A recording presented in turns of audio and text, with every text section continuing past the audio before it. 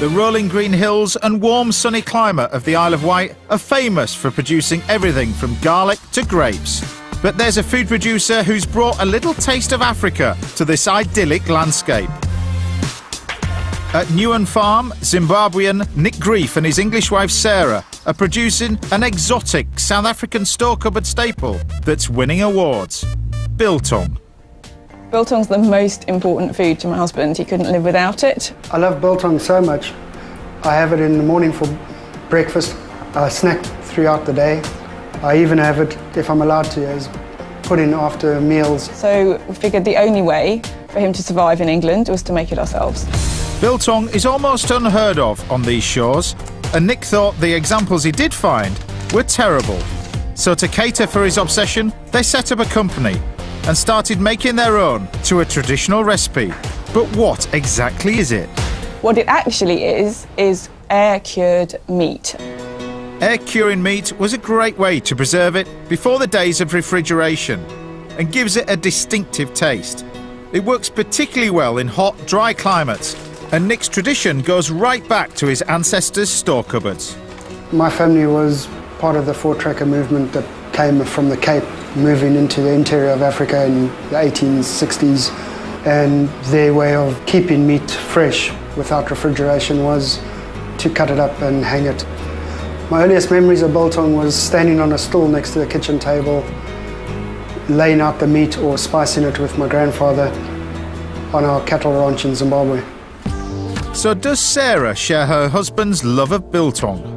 My guilty secret is I've never eaten it, because actually I'm vegetarian.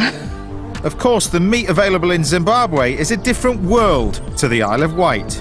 Originally we'd use every animal from elephant, buffalo, impala, whatever you were lucky enough to come across, you could get a shot at them. We use beef today, and quite a lot of people prefer beef biltong. The way we're going to make it today is as close to traditional making biltong that we could do.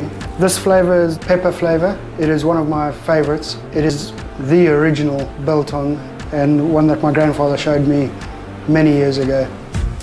After 4 hours soaking up the flavours of the pepper, Nick dips the beef in vinegar, which aids the curing process and helps preserve it better in our damper climate. It's then hung up to dry for 4 to 6 days. We created this drying room to replicate the temperature and atmosphere of Africa, which, as you can see, dries out the biltong to perfection. Bite into a piece of dry biltong, suddenly the taste of the beef starts to shine through. The spices that you use should just be a hint in the background. The taste of biltong is something most people wouldn't have experienced in life before. And at a shop specialising in Isle of Wight produce, Nick and Sarah try out their biltong on the locals. That's good. It does taste like beef more than anything. You can really taste the meat, and it's a bit like good quality beef. You get that lovely meaty taste and the herbs that go with it. It's actually very nice to have something made on the Isle of Wight that doesn't include garlic as a sole ingredient. Big improvement to peanuts. To go out and get a reaction and for people to say, no, we love it, keep making it, is just fantastic.